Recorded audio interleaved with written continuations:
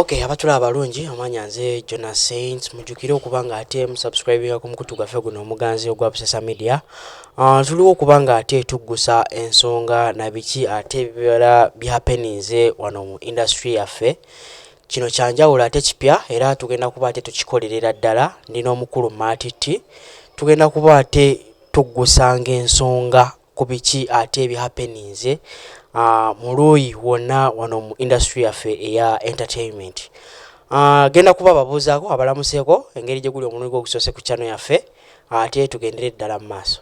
Omukulu Sebo ogamba otya? Sirina ttabbu. Nsanyuse nnyo okukyazaako olunaku olwaleero ku channel yaffe. Nze nsinze Sebo. Nze nsinze.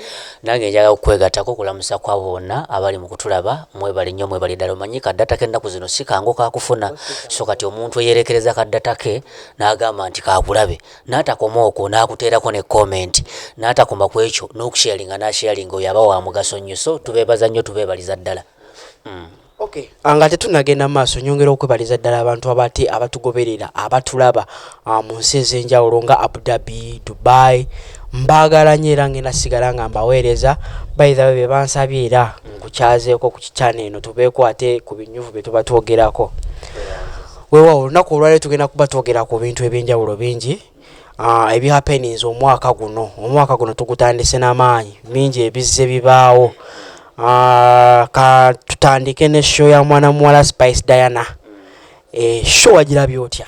Show enteekateeka twasinze kulaba nnyo stage yawuniikiriza buli muntu okujjako nga tosiima busiimi. So wayinza okuba nga waliwo kino oba kiri ebyaganye nga bw'omanyi nti mu nteekateeka zonna ne bwabeera muntu Katonda bwe yatuna tosobola kutuukirira mu byonna. So nga tetunnaba kutunuulira nnyo ku biki ebyagaana oba biki ebitanyumira bantu tulina okusooka ne tuwa credit ewaatambula obulungi. Bambi yakola stage. Tumwebaza nnyo stage eyo yaludde okulabika sina kindi n'okubanga terabikanga. So bamu n'okwebuuza twali twebuuza naye ezo stage bulijjo zibeera mu Uganda nga bulijjo tetuziraba lwakuba nti expectations zaffe olwo ne zirinnya ne zibeera waggulu olw'okuba nti stage nnungi twali tusuubira buli kimu okuba nga kiri perfect. Naye nga bw'omanyi Omuganda agamba nti yak'omuntu si kante nti bwe yakaaba luli nakati. So mubeeramu oluusi ebigaana naye nga yo stage yali perfect.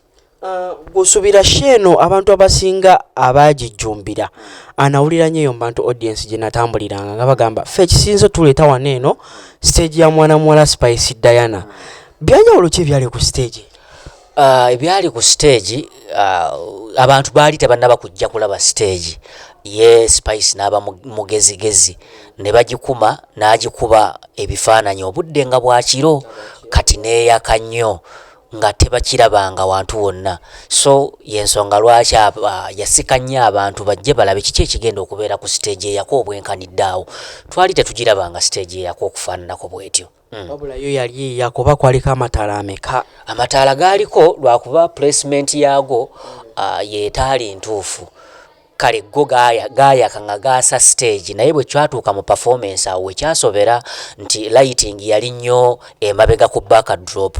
So nga etuziiza okulaba omuyimbi waffe nga performing obulungi. So eyakikola teyakirowoozaako ekyo yalightinga stage n'alightinga mabega n'atakimanya nti ate omuyimbi tayimbira ku backdrop ayimbira mu maaso. So ne kimulema bwe yatuuka okulightinga mu maaso yateekayo ka floodlight kamu nga takasobola kuwa kitangaala kimala okusobola okulaba omuyimbi obulungi nga bwa performinga. So ne kirabika okuba nga awo ekyamusoberako simanyi oba yali takifuddeeko oba teyakimanya nti bwe kito bwe kinaaba oba ye enkola ye. Omanyi buli muntu alina enkola gy'akolamu ebintu bye. Ayinza okuba nga ye ngowa stage ye yali ayagala kulightinga stage yalabe bwenyirira bweyaka yali asuubira nti amataala we ganaakuba muyimbi ate ge ganaakoma n'omunyiriza. Simanyi naye ayinza okuba nga yali enteekateeka ye naye nga bweba nga yali enteekateeka ye ajja kutereezaamu mmanyi bw'anaaba nga muwuliriza mulungi. Omanyi ensobi zikolebwa abantu naye nga mu maaso kyabulamukko okutumulisiza omuyimbi waffe tumulabe bulungi okumulaba obulungi kuba tumwetaaga okumulaba kuba yenna nnyini show eba ensonga enkulu. Kati yalightinga stage ye kirabika okuba nga yali ayagala kutunda stage. Mukulaba okwange ndaba nga stage eno yes bagikola yali yanjawulo yali nnene naye yali anya ate yatwala ebbanga ddene okubanga ate nti omuwendo gw'abantu yagulimitingako ku cricket oval. Cricket oval si kitundu kya muzannyo, ndaba nga yagizimba ate n'agisukkulumya okubanga yazimba bwaguga bwa stage. Yazimba nene. Kati ekyobunene bwa stage tekyali badde ensonga kuba sijjukirayo kulaba oba kuwulirayo bagamba nti twasigadde ebweru olw'okuba stage yalidde space. Ekyobunene bwa stage alabika bambi naye expectations zaali waggulu ng'amanyi nti ebigenda okukolebwako bigenda kubeera bingi nnyo, yensonga lwaki ndo zaatuwa stage ennene.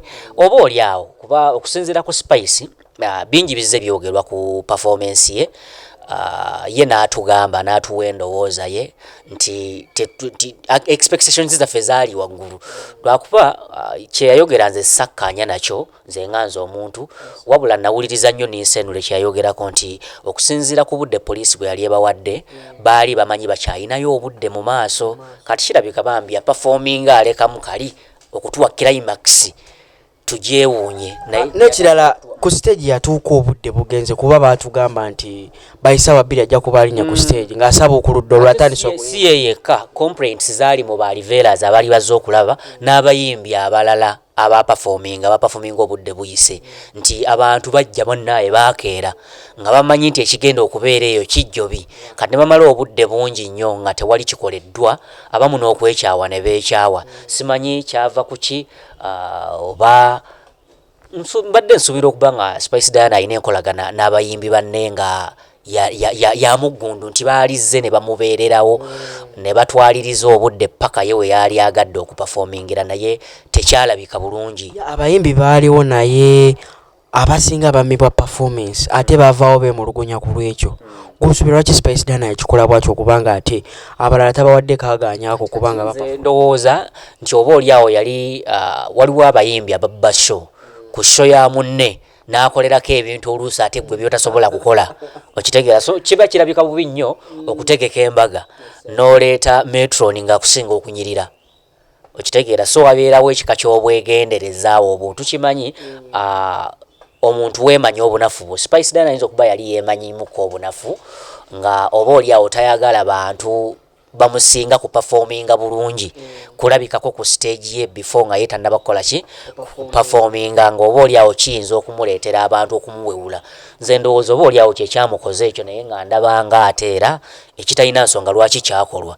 Buli muntu alina abawagizi be nga balina n'ensonga lwaki bamuwagira. So tusobola okukimanya nti Spice Diana toli mulungi mu kwetinkuula ku stage, naye nga tukimanyi oba oyimba bulungi, tukimanyi oyambala nga byoyambala bye bitukolera. So ffe tujja ne tukukkiririzaamu olw'ekyo kye twakulaba mu. So abayimbi abamu beenyooma mu mbeera eyo, naye ffe tubamanyi ne tumanya nti ono amaanyi ge gali wano, nti Gravity bw'agenda ku stage akutta. Yadde nga oyinza okuba nga ennyimba ze bw'oba onoonyamu byamakulu biyinza okukubula, okitegeera, naye nga bw'ajja ku stage agenda kupafomingira buki. Ne tukimanyi nti Bebe Cool naye ku stage mulungi nnyo nnyo nnyo, naye ng'ate olina by'ojja omunoonyamu byotajja mulabamu. Bw'onaaba omunoonyamu bw'agenda kujja kuzinira amazina tojja kugalaba ago amazina gwe gojja okwagala strokes ez'akabi, oyinza obutaziraba. Yes, naye nga ye alina enkwata gy'akwata mu stage. So abantu bakumanya obunafu bwo ne bamanya ne strength yo. So tufa nnyo okulaba strength yo. Omuyimbi yalibadde teyeeraliikirira nti oba banaagamba batya. Buyinza okuba nga oba oli awo bwe bunafu Spice Diana bwe yayolesa mu mbeera eyo. Okay, to wrap up the show ya Spice Diana, what's your final say oba conclusion gy'ogikoonako? Conclusion yange nyongera okumwebaza olw'enteekateeka eya stage ennungi. Kaakati kyalina okwongera okwefaako ye performance ye, ate era alina okubala obudde obulungi n'akimanya nti kino ekintu ngenda kikolera mu budde bwe buti, okwewala nti simanya abankyankalanyiza nabadde sinaba kwetegeka bulungi. Ate era n'ekirala nti tulekeraawo okwekangabiriza nti singa obeera muntu omu n'oŋŋamba nti neeyisa bubi, nyinza okugamba nti oninako omutima omubi, naye kasita bawera abantu nga 3-4 nga boogera ku kintu kyekimu kitegeeza waliwo obunafu. So nalabako Spice Diana ng'agamba nti baleke kulowooza nti ajja kupafominga nga Celine Dion, baleke kulowooza nti ajja kupafominga nga ani, nti oyo yeye. Kituufu asobola okuba nga oyo yeye, naye asobola okukyusaamu. okitegeera kuba akyali muwala muto ali energetic okuyimba ayimba bulungi so baba nga waliwo obunafu obwalabiddwawo abantu ne babukomentingako okusinga okwekangabiriza n'oweefuula ate abulabye n'olowoozesa abantu nti awo osobola okukoma ffe tulina okukkiriza nti Spice Dana awo si waalina okukoma asobola okukola ebyakabi ebisinga ku ebyo bye yakola ku olwo yesebo. Spice Dana atadde abayimbi abasinga ku nninga nti abasinga kati bavuddeyo batandise okubanga ate balanga show. Ekyokukola show buli muntu okukola kyalibadde tekirina tabu naye nze ndowooza nti buli muntu olina kukolera ku peesiyo. Olina okugenda okukola show ng'olina kyowa abantu. Bw'oba toyina kyogenda kuwa abantu toyina nsonga lwaki obayita. Ogenda kuba disappointinga oba naawe bakudisappointinga omuntu agenda kugamba nti gundi ategeka show alina ki. Okitegedde omaze ebbanga lya myaka 2 toyina luyimba luhiitinga. Kaakati abantu obayita bajje balabe ki si kunoonya ntondo tinnabayita ne batajja bannayuganda tebanjagala. Okitegeera then n'ekirala waliwo omuntu ajja n'asetinga bbanga agiseetinze waggulu kati Spice stage gye yataddewo omuntu yenna agenda okuzzaawo show tumusuubira okuba ng'agenda kutuukana n'omutindo gwa stage eyo oba okukola ekisinga ku ekyo kale bw'olemerera okukola ekisinga at least onaakola ekyenkanankana bwe kinakkakkana wansi bagenda kugeraageranya so ndowooza nga omuntu yalibadde akola ng'akolera ku peesi ye kubanga osobola okumanya gwe ng'omuyimbi lw'owulira ng'oli ku pitch omuntu yalibadde akola show ng'ali ku pitch nga ali relevant. Okitegeera so buli bw'obanga ebbanga ly'omaze nga toli relevant n'okola show kiyinza okuleetera obuzibu n'onyiigira abantu ng'ate kye baakoze kyekituufu. So muba omenye nina bempuliddemu nga baludde okulabikako nga King Michael muyimbi mulungi ffenna tukikkiriza naye currently abadde tavuga yakomandooza okuvuga mu biseera bya Blind White Foundation 2019 awo ate nga yali tavuga lwakuba nti yanyina music mu kaseera ako ow'amaanyi wabula yali avuga lwa foundation yaliwo mu kiseera ekyo. Kaakati abadde ayina nze ku lwange ndowooza nti abadde ayina okusooka n'ayongeramuko ku maanyi n'akola ne twongera omulaba mu bintu eby'enjawulo oba oli awo n'alyoka atuwa konsati n'alema kwevuma abantu nti lwaki tebazze. Okitegeera oba okukomawo kwa Brian White kwe kugenda okumuzza ate engulu n'okukola kusobola okumuzza engulu situmanyi singa baba bamuzizza naye omukulu era asobola okudda n'atamuzza ku podium. Kisobokera ddala. So nze mbadde ndowooza nti bw'abanga King Michael wakukola show abadde yeetaaga ate ayongere okutuwamuko ku vibe atuwemu ku music omupya nga takoma 10 kumutuwa amupushinge tumulabeko ku TV ng'azannya tumuwulire ku radio ng'azannya twongere tumujjukire tufune omudigidogo agenda okutegeka show nga ali mu matu ne mu maaso g'abantu. Kakati gw'osuubira nti kyekyo omuyimbi okuteekateeka show ayongerwako ki mu ngeri emu oba endala? Omuyimbi bw'ateekateeka show ayongerwako sinakindi n'okutoolwako show ye singa aba successful kiba kigenda kumuyamba okufuna ebivvulu ebirala abantu abagenda okumugula nti teri muntu agenda kugula muyimbi akoze kivvulu ne kifulopinga aba yeebuuza mutwala akole ki ate naddala ebivvulu ebyo bikolebwa wano mu kibuga wakati mu kibuga Kampala bikola kinene nnyo mu maaso g'abantu nti kyova olaba abayimbi bangi bateekamu ssente empitirivu mu bivvulu ne zitava namu okukakasa oyo alaba nti nina amaanyi. Omuyimbi ayinza n'okugaba tiketi ez'obwereere ekisaabwe kijjule kati omuntu ali e Masaka omuntu ali e Luweero ali e Jjinja akitegeere nti omuyimbi oyo w'amaanyi alina abantu asobola okugenda omugula nti shows eziri mu kibuga wano zisetinga pace y'amaanyi nnyo. Ekituufu kiri nti shows ezisinga obungi abayimbi bateeka concert wano mu Kampala tezitera kukola magoba baba batajetinze extra concerts ezo zibagenda nga eziri apo country zaba batajetinze ye eno show yakola wano eteekateeka abantu abali apo country okutegeera nti omuyimbi oyo w'amaanyi yakubye Lugogo n'amujjuza yakubye Nambole n'abooga yakubye Kavumba n'abooga okitegeera kati bo tebajja kumanya wakozeseza sente mmeka okuyita abantu bajje mu show okitegeera kyova olaba era shows ezo eziri up country okulanga kuba kutono kubanga okulanga aba yalanze ng'alanga kino ekivvulu ekiri main so singa ekivvulu ekyo kigaana kikusuula extra concert tezisobola kukola nga main concert teyakoze kati kyoba olina okukola kwe kulaba nga ofiiringa wonna wooba otegese to capacity oba ofunyeemu oba tofunyeemu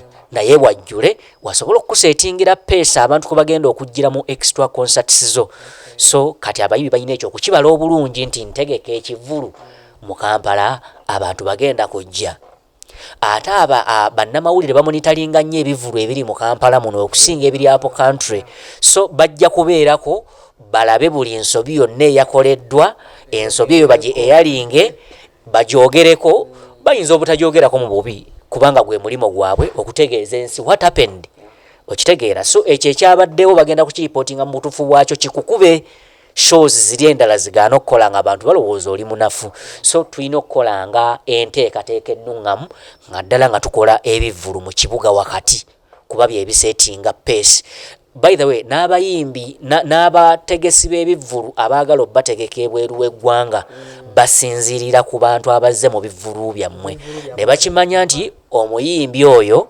yaliko kati n'olw'ensonga eyo tumutwale Dubai tumutwale mu America tumutwale e Bungereza apafomingira abantu kubanga e Uganda yaliko naye bw'okikola ne kitakola tewaliiwo nsonga lwaki baba kuimporting okutwala mu nsi baku exporting okutwala mu nsi zeewala ng'ate na wano tokola okay, nali nkimanyi bulala nti omuyimbi neweetaba shonti ng'ogikoze bulungi okwo abantu kwe basinziira okulagira omukwano oba n'okwagala gye balina eriggwe nga mmanyi nti namba zoba nazo ate ku mikutu egy'enjalo kangeze nga YouTube Facebook okwo nti bakulaba music wayagalwa sharingibwa nti kwosinziira okuba ne turn up y'abantu abangi nze bwe nali ngumanyi kaakati bantu bangi era si ggwe wekka balowooza ekyo bwekityo bwe kiri obungi bw'abantu abali ku mikutu gye ekya social media busobola obutaditamininga abantu banajja mu show kankuwa ekyokulabirako simanyi oba abantu batwala obudde ne bakebera mu comments ezibeera ku posts abayimbi ze bakola oba abantu abalina following ennene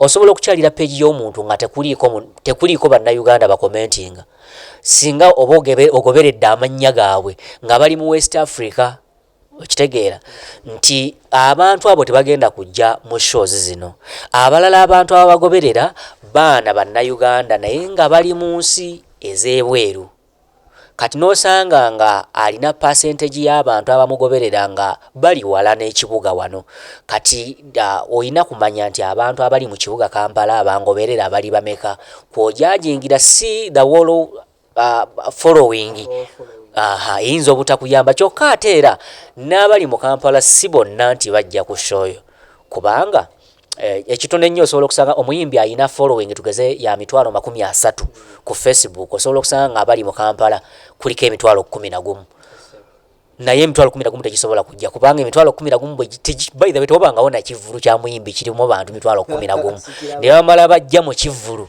oyinza obutaddamu kulumwa bwavu obulamu bwo bwonna oyogerwako emyaka n'emyaka kubanga omuntu afuna abantu 1,500 n'avuma embwa ng'alina 1,500 kati imagine ng'alina 11,000 so abantu abatugoberera oba abagoberera abayimbi ku social media tebaditamininga bungi bw'abantu banajja mu show abamu batugoberera olw'ebintu eby'enjawulo abantu abasinga okugoberera abantu abo bagoberera abantu obwa scandals ezibaawo tugeze singa babeerawo omuyimbi akwatiddwa n'emuka musajja ebiseera byamala nga training ennaku ezo abantu bamugoberera nnyo baba bamugoberedde mulabako omuntu gwe bakute n'emuka musajja afaanana atya yagenda kwogera ki kyagenda okutugamba ekyamukwasiza n'emuka musajja okitegedde so yakugoberedde lwekyo teyakugoberedde lwakuba ayagala music wo abalala basunzi akugoberera kukusunga okitegeera omuntu asobola okugamba nti music wa Bebe Cool tanyumira naye nga amugoberera